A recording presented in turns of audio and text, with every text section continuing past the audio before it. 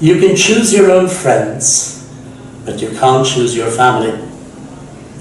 You are either born into a family or you marry into one. And there are absolutely no guarantees that you will get along with all the family members. But what if you could choose your family? Who would your family be?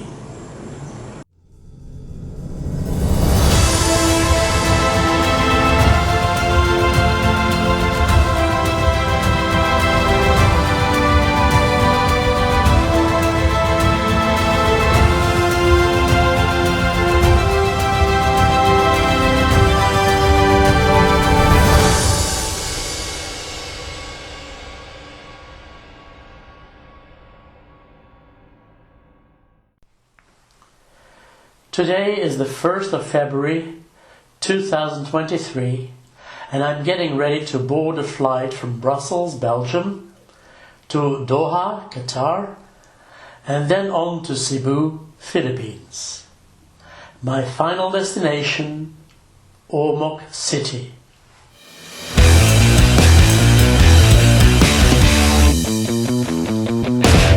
As I search for my chair, I remember the first time I flew to the Philippines, well over 2 decades ago.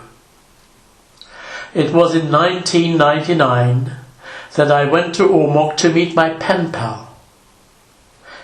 In the year 2000 I made my pen pal my wife, and in 2014 I made my wife my ex-wife. Now, how is that for cutting a long story short? The Philippines have some beautiful tourist destinations. Boracay is known as the Saint-Tropez of the Philippines. Palawan is often referred to as the New Boracay. Bohol is known for its chocolate hills, and I could still go on like this for a while. So I can't blame you for wondering why on earth I would want to go back to the place where it all started, knowing that my love story did not have a happy ending. Well, there are a few reasons for that. First of all, I fell in love with the city.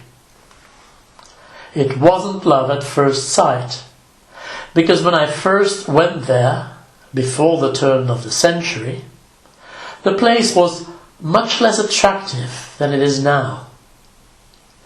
But over the years I witnessed the improvements and Ormoc became my home away from home. If you want to make a YouTube series, what better place to do it than a city you are familiar with, where you know your way around, where you know beforehand at which locations you want to film. The final, but most important reason why I chose to go to Ormoc, rather than any of the other interesting venues in the Philippines, is that I made many friends there over the years. Old friends from when I was still married, as well as new friends I met on Facebook or YouTube. There is one particular family that I really want to spend some quality time with. These people are very special to me. They are more than just friends. I gently refer to them as my surrogate family. As soon as we have landed in Doha, I will tell you how we met, how we became so close, and why I like to bestow the title of surrogate family onto them. It's a story of genuine affection, mutual respect, unselfish fidelity, and a very unusual bond. So keep watching until the end of this video. Hey, you are still watching. Does that mean you like this video? Because if you do, why not give me a thumbs up? Or even better, subscribe if you haven't done so already. You know it is free. And if you'd like to share your thoughts or experiences, that's what the comment section is for. But please keep it constructive. And now, without further ado, I will let you continue watching. We must have been about 5 years into our marriage when my then wife introduced me to one of her high school classmates. In spite of being only in her early 30s, Evelyn, better known as Boleyn, was already twice a widow, with 2 children from her first and 1 child from her second partner. Boleyn and her children, all at primary school age, became regular visitors to our house in Ormoc, and we also took them with us on excursions. While my wife tightened the strings with her childhood friend, I focused my attention on those 3 fatherless children who each had their own character. Jonard, the eldest of the 3 and the only boy, was the responsible one, very protective of his 2 younger sisters and always looking out for their best interests. He gave his sisters the brotherly affection that every child should be getting from its eldest sibling. Sheila, the eldest of the 2 girls, was the serious one, always polite, thoughtful, and ready to give others a helping hand. She did her best to be a role model for the youngest and pulled her back in line where her enthusiasm got the better of her. That youngest one was Andelin. If Sheila was the prettiest of the 2 sisters, Andelin was certainly the cutest. Always playful, cheerful and laughing, while deep down inside she was still suffering from the loss of her father, and to this day, in her early adulthood, she still misses him so much.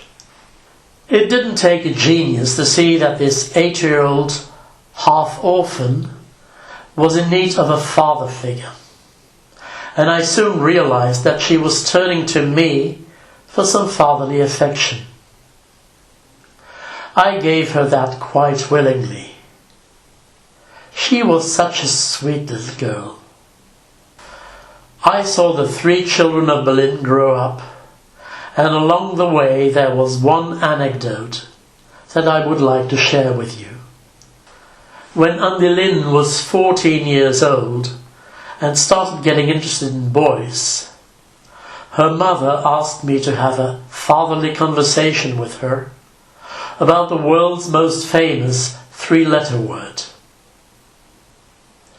I started out by explaining the principle of consent. Never let the boy force you into doing something that you are not ready for. If he really loves you, he will wait. And if he dumps you for a girl who plays easier to get, he probably wouldn't have made a faithful partner anyway. Then I moved on to telling her what she could do once she did feel ready to go all the way, in order not to get pregnant. It was an intimate conversation to have with someone you are not related to. And maybe she didn't feel completely comfortable about it at the time. But I'm convinced it was a stepstone that brought us closer together. I don't know if our private talk had something to do with it, but Andelin wouldn't be pregnant until the age of 18. Yes, my dear viewers, I can hear you shout now. 18? That's too young. And indeed, in the West it is. But in the Philippines, many parents are already happy if their daughters make it through junior high without a bump in their belly. I too would have preferred if she had waited until she had reached a more mature age, but blaming her for that would be short-sighted. The girl grew up in a culture where discussing the deed with one's parents is not done. It's a subject that most parents want to avoid, and most of these children go to Catholic schools where more emphasis is put on abstention than on practical and efficient methods to avoid pregnancy. Preaching abstention never worked, and it never will. It didn't work for previous generations, it doesn't work for the current generation, and it won't work for future generations. In the West, most mothers make sure that their daughters have access to the contraception pill from the moment they start menstruating. But the Filipino culture is not yet ready for that. So what happened to these 3 children I care so much about? Jonard is now 30 years old, has a job, a wife with a job, and a cute little daughter. Sheila is also married, has 2 little daughters, works in the business of her husband, and has taken up studying again.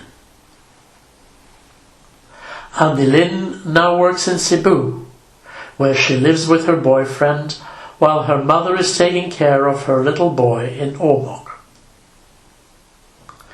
Over the years I have stayed close to these people, also after my divorce. Especially Andilin, despite her age and BMI, will always stay my little girl. She still relies on my fatherly advice. It happened that I came home one evening, opened my laptop and found a message saying, "Daddy Paul, are you still awake? I need someone to talk to." And then I'm always there for her. There is one more reason why I like to refer to these people as my surrogate family.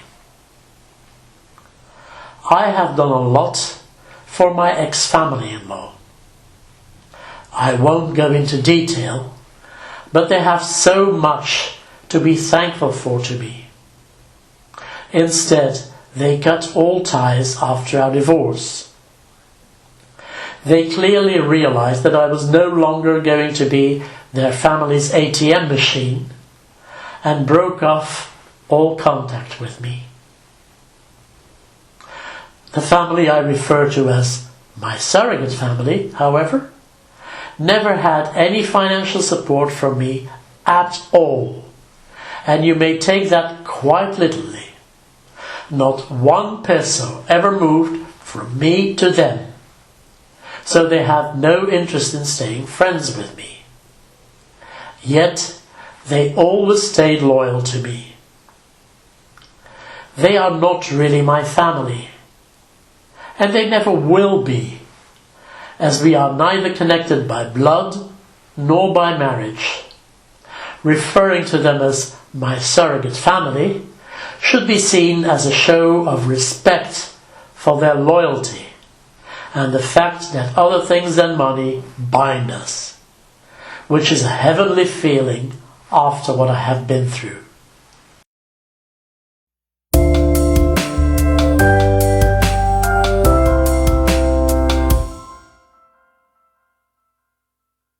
Please subscribe to Daddy Paul's channel. Please subscribe to Daddy Paul's channel.